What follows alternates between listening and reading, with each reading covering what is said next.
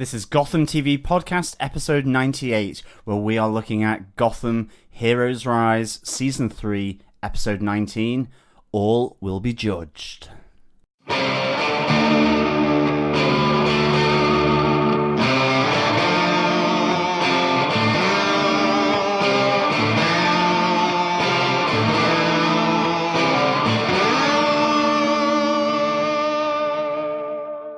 I'm David Mazuz, and you're listening to Gotham TV Podcast. This is Drew Powell, and you're listening to Gotham TV Podcast. This is Robin Lloyd Taylor, and you are listening to Gotham TV Podcast. Welcome back, Gothamites, to this episode of Gotham TV Podcast, episode 98, where we are judging episode 19 of season 3 of Gotham, where we see the executioner arrive and all will be judged. I am one of your hosts, John. I'm one of your hosts, Derek, and yes, we've judged every episode this season so far. If you want to get any of those episodes, you can go over to iTunes or Apple Podcasts by going to gothamtvpodcast.com/iTunes. Did you like that, John? I did. Yeah, that was very good. And of course, you can go to any other good judge, juried, or executioned podcast catcher. Just search Gotham TV Podcast for those of you who are of an Android bent. Yeah, exactly. Yes. Exactly. Like ourselves. Yes. Pretty cool. Got episode 19 of season 3 of Gotham, which also means we're on episode 98 of our podcast, coming very soon to episode 100. If you haven't sent in a message to us, a voicemail, just go to our website at gothamtvpodcast.com, click the send voicemail button, pop us a message for our 100th episode and say hi.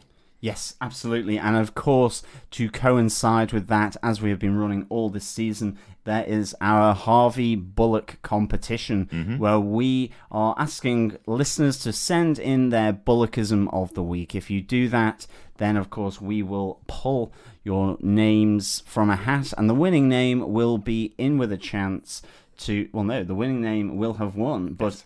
If your name goes into the hat, it will be in with a chance to win a vinyl pop figurine of Harvey Bullock, as well as the trading cards for season 1 that were kindly donated by one of our fellow Gothamites, Claire. Yeah, absolutely.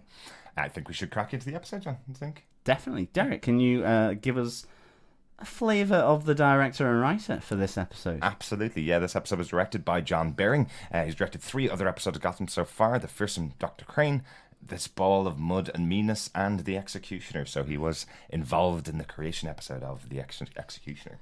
Very, very cool. And who is the writer? It was written by Ken Woodruff, who's written 9 episodes of Gotham so far, including writing The Executioner with John Baring in that episode as well. So they've worked together before. This is an episode that has lots to do with The Executioner, so quite cool to see them in there. John, do you want to tell us what they gave us with your synopsis? Sure. Lee Tompkins begins to have an identity crisis after finding more evidence about Mario's death and visits Tetch in Arkham, where she hears some uncomfortable truths and pursues a course of action that is dangerous for herself and those she holds dear. Selina, now out of her coma, heads to Wayne Manor, where she fails to kill the brutal ganger but exposes him as an imposter to Alfred. Gordon and Bullock, meanwhile, find a clue, a second crystal owl, that adds more evidence of the court's plan against Gotham. However, their search is interrupted by Captain Barnes, who, in league with Catherine, kidnaps Jim Gordon to become judge, jury, and executioner, as he sits in sentence over Jim for his previous actions. In the nick of time, Bullock saves Jim, but whilst Barnes escapes, Catherine is arrested, and during her interrogation, just as Alfred, Jim connect the court, the Tetch virus bomb, and Bruce's kidnapping. As they try to extract the truth from Catherine, Barnes strikes at the heart of the GCPD to deliver his particular and perverted sense of justice. Off with her head. Meanwhile, Cobblepot and Enigma face each other in their cells and put aside their hatred of one another only for a while as they work together to escape their prison. Elsewhere, with Bruce back in Gotham at an unknown location with the shaman, he is told a number of truths about his parents' murder and the real reason for his training at the hands of the shaman. there's loads going on in this episode. Absolutely loads going on. Really is a jam-packed episode in this episode of Gotham, definitely. I think we should kick off our top 5 points where the episode started out and the last week's episode ended with Oswald and Ed. So revenge is what saved the life of the Penguin. Nothing else. I like there's a nice little bit of interplay between Ed and Oswald here in the two cages where Ed's going, "You're very hard to kill. You're more like a cockroach than a penguin." Yeah, very good. Very cool. And yeah, we find out that effectively it's what brought Ed back from the brink is that he wants to kill... Sorry, Oswald back from the brink is that he wants to kill Ed for what he did to him. It wasn't that it was that Ed had turned down his love and didn't reciprocate it. It's because he tore down everything that Oswald had built over the previous 3 seasons for us watching TV. But over the years, he's destroyed everything that Oswald held dear. So really on a mission here to kill Ed. Bit of a surprise that they started working together at the end of the episode, though. Yeah, definitely. Like I wish they had kept that tension a bit more through this episode. But I mean, I suppose you're not really going to show two of your main characters stuck in a cell. There's only so much you can do with that. But I did like the toing and froing between these two in the cell. There's Oswald sharpening some kind of knife or spoon to fashion into a blade to try and get a chance to kill Ed. And of course, Ed then fires a dart at Oswald, and Oswald foils Ed's plan of escape. So there's a real nice kind of upsetting of the apple cart between these two here. Them working together was fine for me. I kind of just wished that Oswald had left Ed in the cell. I know what you mean. I think that would have really just shown just how opposed these two are now. And even though they've given their words, whilst confined in the cell, that they can't trust one another now, because it's gone too far for any form of reconciliation. I think that would have been really good, because then, eventually we would have seen Ed come out and try and again extract his revenge and see how that played out. But nonetheless, I like that they put aside their differences for a while just so that they could escape. But I was expecting one of them to kind of turn on the other at some point, and I thought that was definitely probably the crucial moment where that could have happened to best effect, really. Right. But in Gotham, there is honor among supervillains, and I do love the actual rules for the escape is that Riddler and Penguin are going to work together to escape, but it also includes a 6-hour window to get away, so they can kill each other on the outside. So we're not going to kill each other here. We're going to work together to get out of this situation that we're in. But we've got 6 hours to be apart from each other, and they have that great standoff moment at the end where they both drop their weapons and run away from each other, are leaving each other. And Ed effectively says, "But we own everything now. Barbara and Tabitha, myself and Butch, we now own the city. You own nothing. You have nothing." And Oswald reveals to him he has Strange's monsters. Yeah, quite cool. That was a nice little standoff, and of course, I suppose if Oswald had kept him in the cell, that wouldn't have happened. But that was pretty good. And I mean, Ed's alliance with Tabitha and of course Barbara, as well as Butch, is not really that strong, because Tabitha and Butch really are not in it for Ed at all. No. So they're ready to kill him, really. Yeah, Ed is probably at this stage on quicksand to an extent, and I think Oswald seems to be much the stronger with the army of monsters available to him. Yeah, totally. I wonder how they will play out, though. It'll be interesting. Fire or ice? It will be kind of Game of Thrones again. Absolutely. I think it's time to get on to point number 2.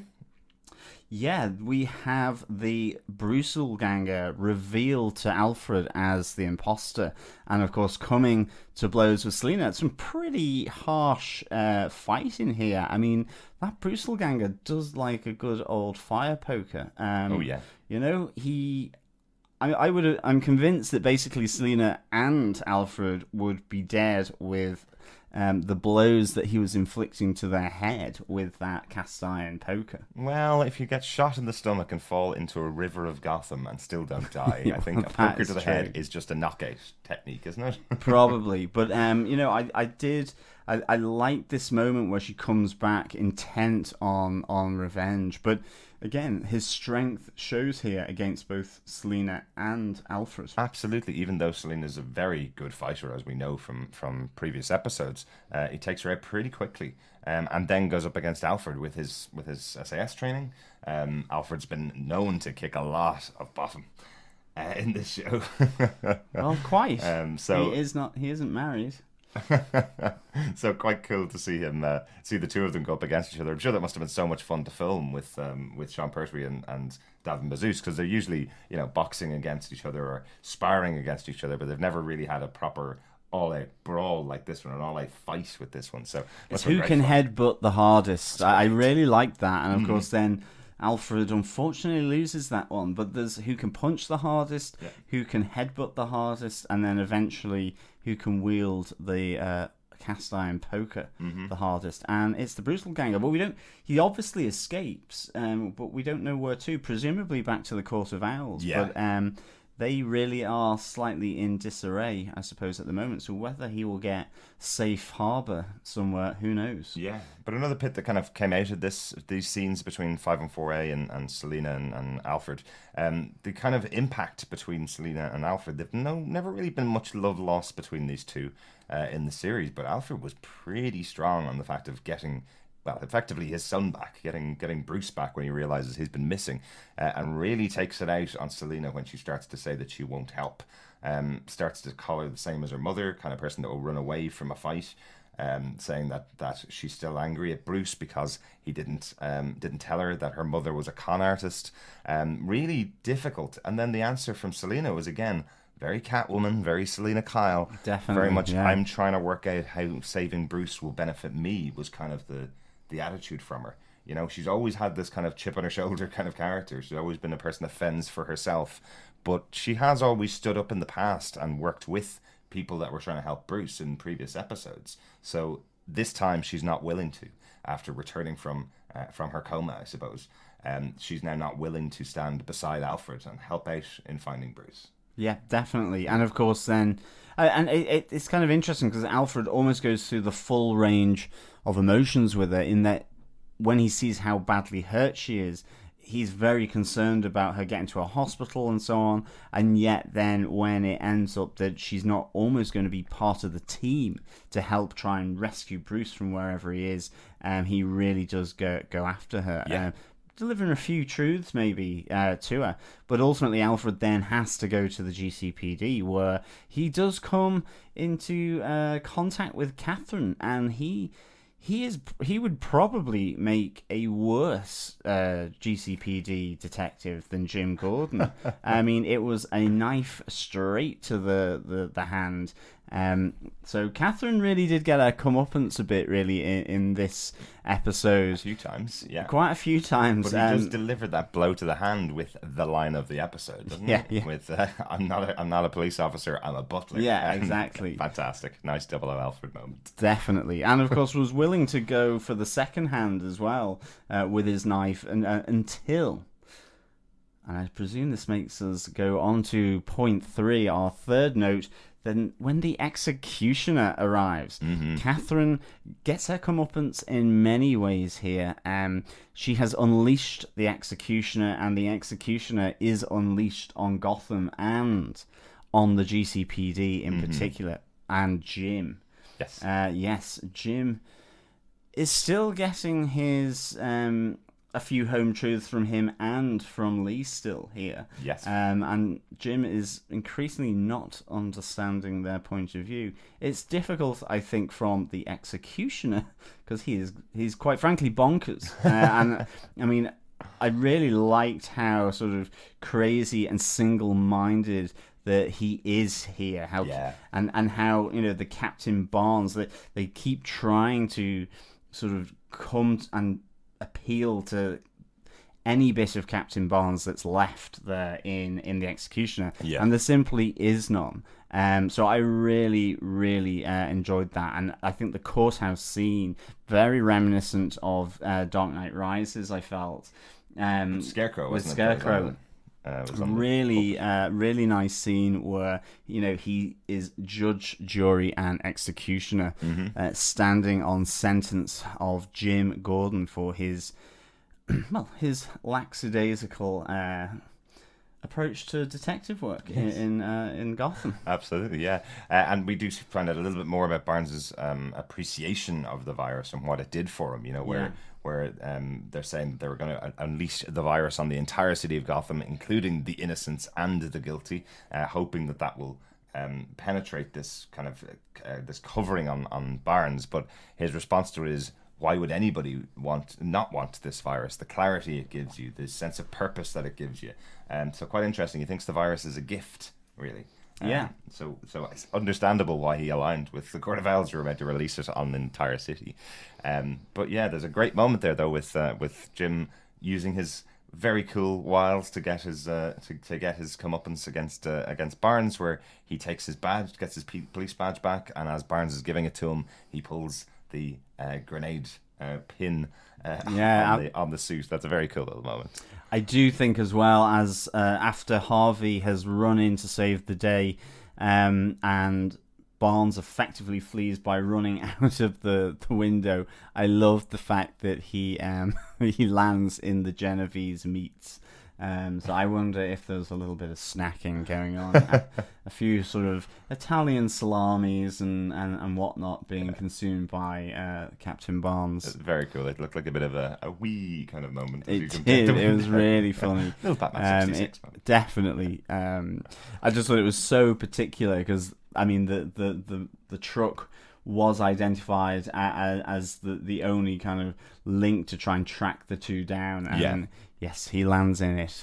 It means you just parked it in the right spot in case this had to happen. He's a good planner. Absolutely. Our Barnes. I wonder if he went head first, did he have his mouth open ready to receive the meat? A little bit of the meat in there. Very cool. But yes, he does also pay a visit to the GCPD. One little bit of a weird moment. I think it might have been an extra that did something a little bit wrong. But I loved in the background you hear the shout out as Barnes, their former captain of about 6 weeks ago, comes into the GCP swinging his axe, and someone shouts out, "Who's that?" Like, your former captain. He's not gone that long, Yeah, absolutely. But Catherine gets on the sharp end of the executioner as well. Oh, yes. I love the fact that the head rolls towards Alfred, who then is like screaming out no, because he's just lost the link that he thought he had to trying to find out where Bruce is being kept. Mm-hmm. Yeah. Interestingly, again, they now all know that Catherine is not a leader of the Court of Owls. She's a member of the Court of Owls, but they've always thought she was a leader. So they did find that out before her untimely death. It is kind of sad. She's been a very iconic kind of character throughout this season. We're on episode 19, and she's appeared in almost all of the episodes of the season in some capacity. And she was becoming a very big character in the show, but kind of sad to see Catherine go. Yeah, she was a good villain. Mm-hmm. She was sufficiently above it all and hoity-toity, kind of really to... I thought it was really Brilliant good. The what? Brilliant phrase. Yes, I thought it was really well played how commanding she was, and she really was.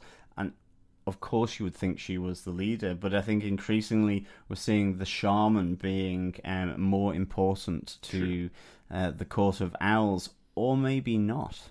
But interestingly, yeah, the swipe of Barnes's hand, where he takes her head off with one swipe, is pretty brutal, really.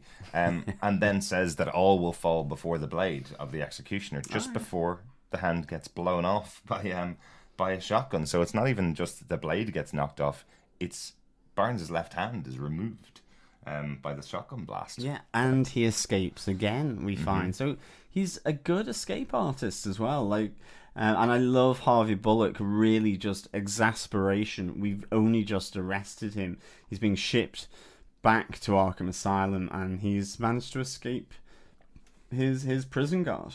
Yeah, poor old Harvey. This episode was going through a lot of emotions. This time it was chaos reigning supreme, and of course the precinct got a pretty big hit with smoke bombs, normal bombs being flung around by Captain Barnes in his previous church. Yeah, yes, absolutely. I liked Jim's in his fight with him saying, "This is now my church. This is my place." Another little foreshadowing of the fact that he will eventually become Commissioner Gordon. So yeah, nice little moment there. Let's go on to our next point. I think we have the shaman, obviously, and Bruce is another big set of moments in this episode. So Bruce returning to Gotham under the tutelage of the shaman. Yeah, this was really good, and again we got some of the nice memory pins being used here. I've really enjoyed the use of these, really. And just being able to go back and see elements of Bruce's past. We not only get Bruce's past, but we get to see the shaman's past. And whether it is the absolute truth or not, I suppose we'll get to find that out. But we do seem to get the impression that Thomas and Martha Wayne were killed and murdered like Jim's father at the orders of the Court of Owls. And the shaman kind of really softens this blow a bit to Bruce by saying that he was absolutely not for this murder, that they were actually very powerful and an old family like the members of the court, that brought good to Gotham, which seems to be what they are attempting to do by wiping the slate clean with the Tetch virus. It has descended into chaos and crazy crime, and that's what they want to stop, and that the Waynes were a good part of Gotham. So he seems to be turning against the court, but whether that is just simply feed for Bruce in order for him to follow him, it kind of looks like that, to be honest. It does feel like it, yeah. It does feel like it's a great positioning for the shaman to be, oh, well, you know, I wasn't involved in this decision. It was made while I wasn't around, which is what the member of the Court of Owls effectively says to him. We had to make a decision because Thomas and Martha Wayne were threatening to expose the organization, expose the court. They made this decision without the express permission from the shaman, is what it's kind of trying to say. And then he killed the person who brought him the news as well. So it's setting him up to be on the side of Bruce, but I kind of don't think so. I think he's pretty shady. Red herring, guy, so, I reckon. Yeah, red herring.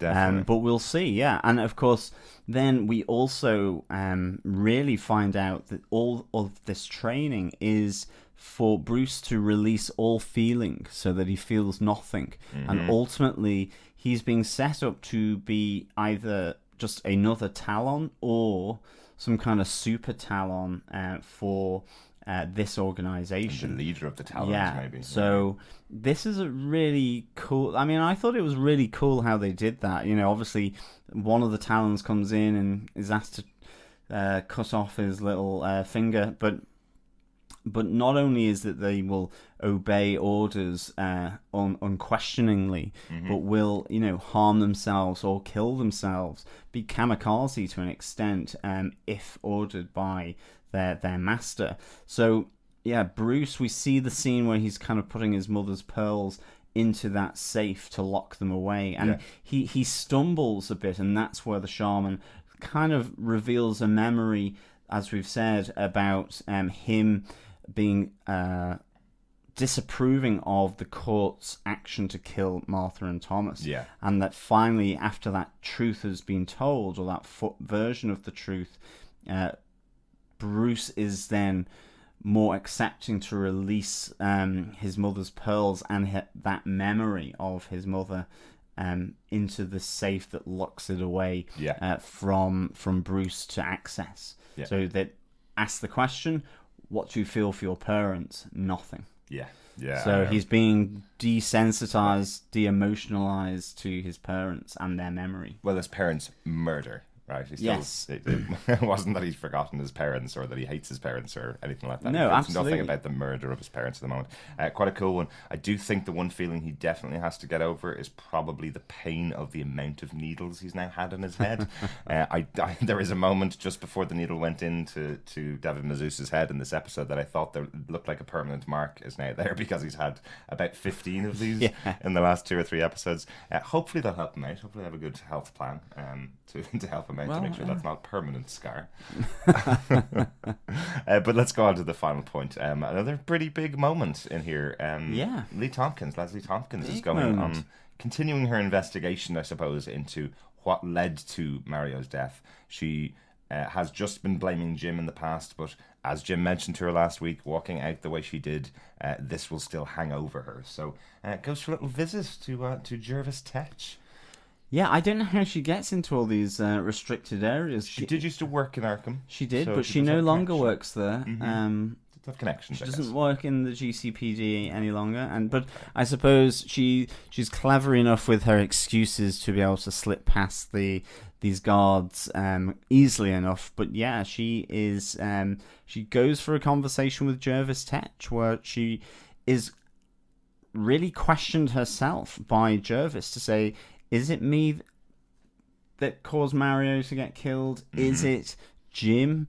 Or is it you? Ultimately, at that tea party with Valerie Vale and Lee Tompkins, that Jervis had spotted the loving eyes of Lee on Jim, and obviously with Jim's decision, I think ultimately it's very harsh of them to try and put it all on Lee, but she certainly has now realised that it isn't just Jim and his response, but that she had some part to play by actually still having feelings towards Jim. But I don't know how far they kind of penetrated, really, those feelings.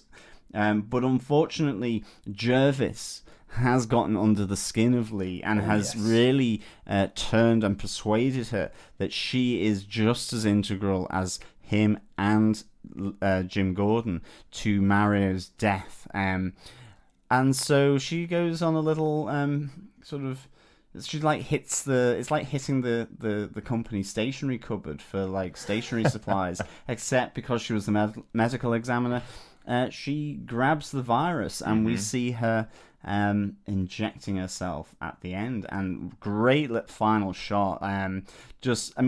Remember the new I'm thinking now it's maybe 6 or 7 years, and they did the rerun of V.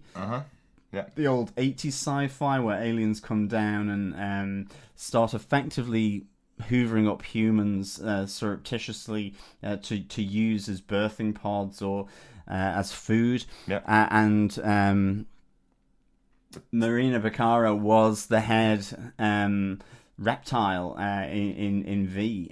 Sorry, spoilers there. And she did evil really, really well. And that look on her face after she's just injected herself with the virus is really, really scary. Like, it's proper evil. I loved it.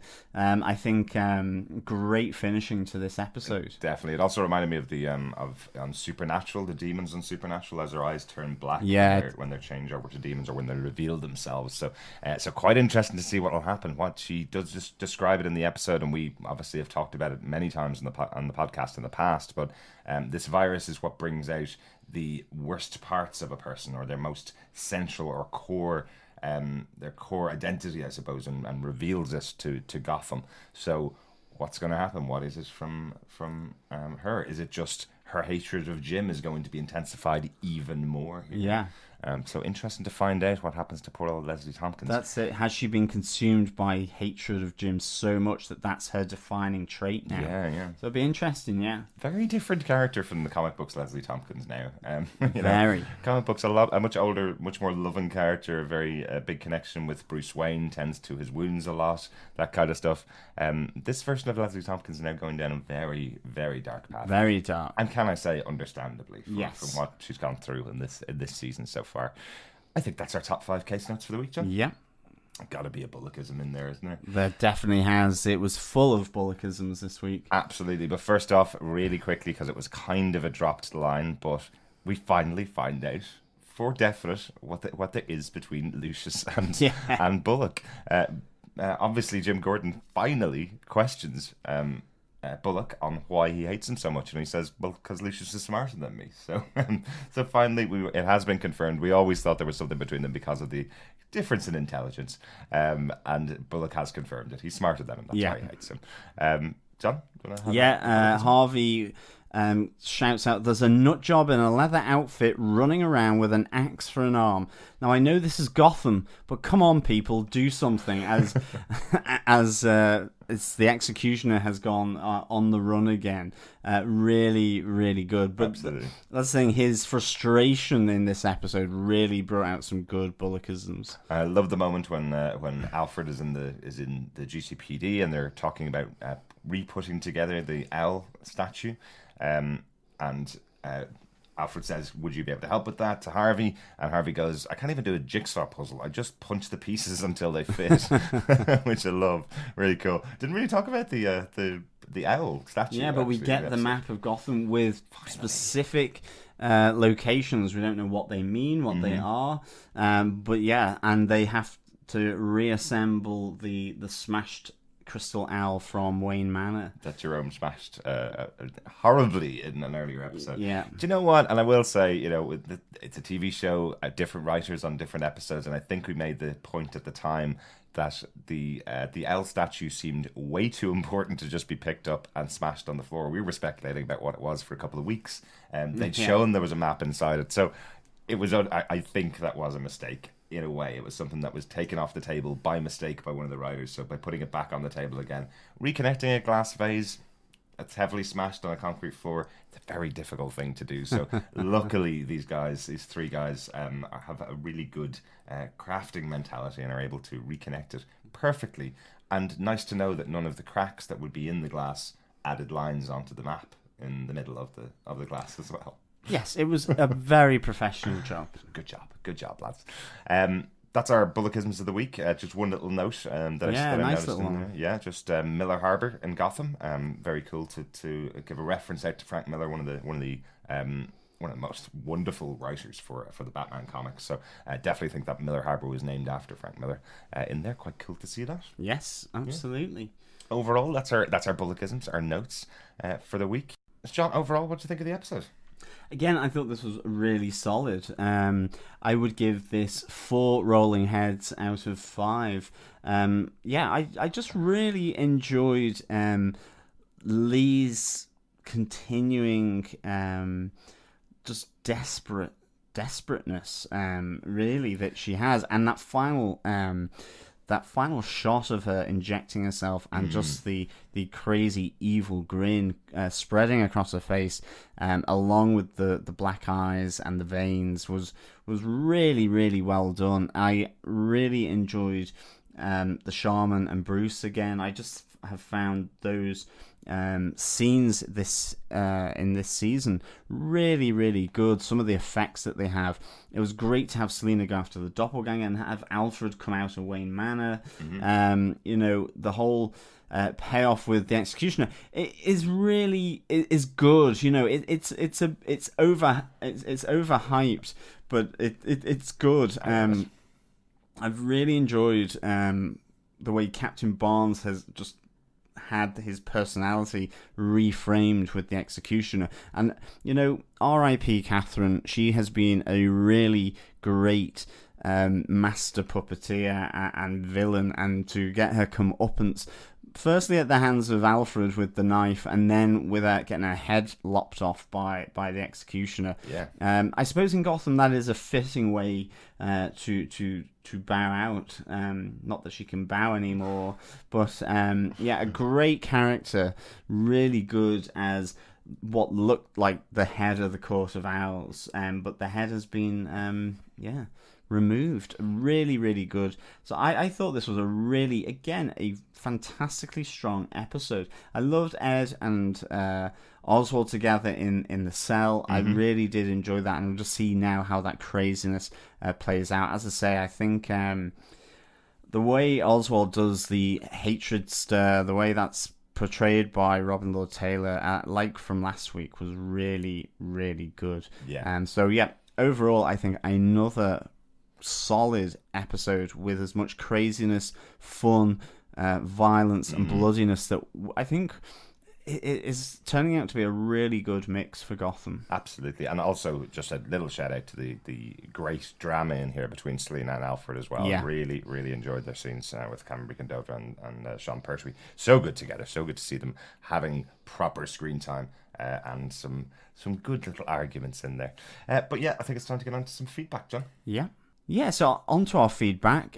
If you want to send in feedback to us, you can email us at feedback@gothamtvpodcast.com. You can also join in our group over on Facebook, join the community there, and send out your comments, your thoughts, your discussion points, anything on this season of Gotham. Just go to facebook.com/groups/Gotham TV Podcast. And of course, if you like to hear the sound of your own voice, then you can use our voicemail option. Just go to gothamtvpodcast.com and click on the tab on the right hand side of the website, and you can leave up to 90 seconds of feedback there, at which we will play on our podcast. But we have some feedback here from Annalise. She goes, "Hey guys, this episode was a bit brutal for me the first time watching it, and it wasn't any easier the second time around. This episode aired here in the States the Monday before I left for London for Heroes and Villains Fan Fest back in June. I was all packed, and then this episode happened. It was a bad day in Gotham for Catherine. Not only was she stabbed in the hand by Alfred, but just when she thought she was home free, her head was knocked clean off by Captain Barnes as the executioner. Many of my friends knew of my cosplay and plans to debut it in London, so after the episode aired, I received a few tweets of friends offering their condolences for the death of a character that they knew I loved, including the woman herself, and she requested to see the photos from Catherine's adventures in England, which I, of course, forwarded and even attempted to recreate." Yes, because Annalise, your costume of Catherine was excellent over at Heroes and Villains, and of course, the next one will be, you'll have to try and do a decapitated version. I'm trying to think how you would do that in cosplay. It would be quite difficult, It would. Catherine lives on in memory and thought. Definitely, she was a great character, and certainly got her comeuppance in this episode. Annalise goes on to say, "Other points that stuck out for me this episode were Ed and Oswald behaving as children and gave me some much needed laughter. I especially loved seeing Ed's glee after he blew the dart at Oswald. Jervis always brings a smile to my face, especially in his newspaper hat while rhyming." Yeah, absolutely. And in fact, that's a really good point. It's a nice counterbalance to the fairly heavy episode, actually, that happened, definitely. The only thing I had issue with or found odd was Lee injecting herself with the virus at the end. I always felt that seemed out of character for her. She always yelled at Jim for being a demon or a virus, so I always pictured her being above dipping into darkness herself. I guess we'll see where it goes from here. Yeah, I understand that, but I think in this particular episode, I think Jervis really gets under her skin by saying this is something that she was involved in the death of Mario in some way. I don't think Leslie's thought about it like that. I don't think you should ever take it from the guy who actually did murder your husband and caused all of the problems. I don't think you should ever take it from them that you're involved in this, but I think it really gets under Lee's skin. She's got nobody really supporting her anymore. She's kind of cut off from everybody that she knows now. And it feels like the reason why she's gone into the darkness is because she's kind of been pulled there or pushed there by one of the villains of Gotham. And I think by multiple people as well, by Jim included. But the other thing about Jervis is, and I suppose we don't see it in that interaction with her, but he is a hypnotist as well. True. And yeah, we don't see anything with the pocket watch, but still, he is able, remember his eyes going black? He is able to get into the thoughts of people. So I just wonder whether there was a bit of that going on, which just wasn't really clearly identified within the episode. But certainly, it is something I understand, but I kind of took it more that, Jervis Tetch, with his rhyming, he seduces you in, and I think that's how he kind of did it, almost kind of hypnotically and suggestively. Very interesting, John. Good catch. Yeah. And finally, Annalise says, there were many great Bullockisms this week, but I think I liked when he was in the basement with Jim and he asks, why can't they ever investigate any places I want to go to, like a pub or a strip joint? Absolutely. Great Bullockism. That's only happened once on Gotham before, hasn't it? That they did get to like a strip club sort of to go for an investigation. No, excellent catch, Annalise, and great Bullockism of the week. Thanks so much for your feedback. Yeah, thank you so much, Annalise, for the feedback. Keep it coming in. Absolutely. Yeah, so thank you, as always, for all the feedback. It is really much appreciated. Please subscribe to us over at gothamtvpodcast.com/iTunes. Just go onto Apple Podcasts and subscribe, or leave a review. And of course, you can subscribe to any other good podcast catcher for Gotham. Just search Gotham TV Podcast. Yes, thank you so much for joining us. Really good to have you with us for this episode. Next episode, episode 20, which is Heroes Rise Pretty Hate Machine. It's the name of Nine Inch Nails' first album. I'm wondering why that's the choice. There's been a few choice names throughout this season, things like Burn the Witch, which was Queens of the Stone Age. Really interesting to see why they're picking these particular songs. Probably some of the darkness of Gotham matches with these types of bands, maybe. I wonder if Danny Cannon may be involved with this episode. He does have great taste in music. He does, and I suspect it's got a lot to do with Ms. Tompkins. Very true, very true. Let's see what's happening in that episode. Our review will be out on Wednesday the 23rd of August, and a reminder, 1 month later, just under 1 month after that, Gotham Season 4 will be starting to broadcast in North America. We are moving. Our podcast room will be changing in the next couple of weeks, which means that we are going to be able to cover Season 4 at the US pace, so at the North American pace. So quite cool. Hope you're going to join us. It does mean a very small break between the end of Season 3 and the start of Season 4, but there will be a break, and you'll get to hear our thoughts as soon as it comes out from the US, which is quite cool. Absolutely. As always, thank you so much for listening, and we will speak with you again next time. Talk to you next week. Take care. Bye. Bye. Bye.